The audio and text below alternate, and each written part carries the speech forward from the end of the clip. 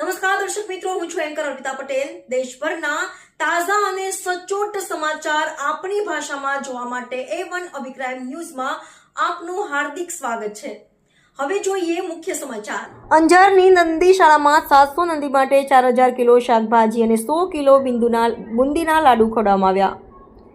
વર્ષ 2019 થી શરૂઆત થયેલી અંજારની નંદી શાળા ખાતે 6 વર્ષ થતા આજે ભવ્ય અને અનોખો ભોજન પ્રસંગ યોજાયો હતો। નંદી શાળામાં રહેલી આશરે 700 નંદીઓને આ પ્રસંગે વિશાળ માત્રામાં 4000 કિલો જેટલી શાકભાજી તેમજ 100 કિલો બુંદીના લાડુ ખવડાવવામાં આવ્યા હતા। નંદી માટેનું આ વિશાળ ભોજન આયોજન શ્રદ્ધા, સેવાભાવ અને સમર્પણ ઉત્તમ દ્રષ્ટાંત બની રહ્યું હતું। આ પ્રસંગે સચ્ચિદાનંદ મંદિરના મહંત તથા ગોવર્ધન નંદી શાળાના અધ્યક્ષ ત્રિકમદાસજી મહારાજે નંદી મંદિરમાં ધૂપદીપ સાથે આરતી ઉતારી હતી। ધાર્મિક વિધિ વચ્ચે પરંપરાગત રીતે નંદી પૂજન કરવામાં આવ્યા હતા। મહારાજશ્રીએ સેવાભાવથી કરવામાં આવેલા આ કાર્યને ધાર્મિક અને સામાજિક દ્રષ્ટિએ મહત્વપૂર્ણ ગણાવ્યું હતું। કાર્યક્રમ દરમિયાન સંવેદના ગ્રુપના સર્વે સભ્યો ઉપસ્થિત રહ્યા હતા અને સેવા કાર્યમાં સક્રિય રીતે સહભાગી બન્યા હતા। ભોજન પ્રસંગે હાજર રહેલા સેવાભાવીજનોમાં ઉત્સાહ છવાયો હતો। નંદી શાળા સેવા સાથે જોડાયેલા કાર્યને સ્થાનિક સ્તરે પ્રશંસા મળી હતી।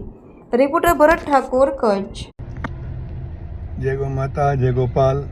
આજ રોજ ગોવર્ધન નંદી શાળા જે પ્રથમ ગુજરાતની નંદી શાળા છે એને 2019 શરૂઆત કરવામાં આવી હતી। તો આજે એનો જેને કહી શકાય સ્થાપના દિવસ હોવાથી સમગ્ર સંવેદના ગુસ્સેવાના બધા ભક્તો ટ્રસ્ટીઓ દ્વારા નંદીજીને મીઠો મોઢો કરાવી લાડુ મોહનથાળાદેનો પ્રસાદ ખાડ્યો।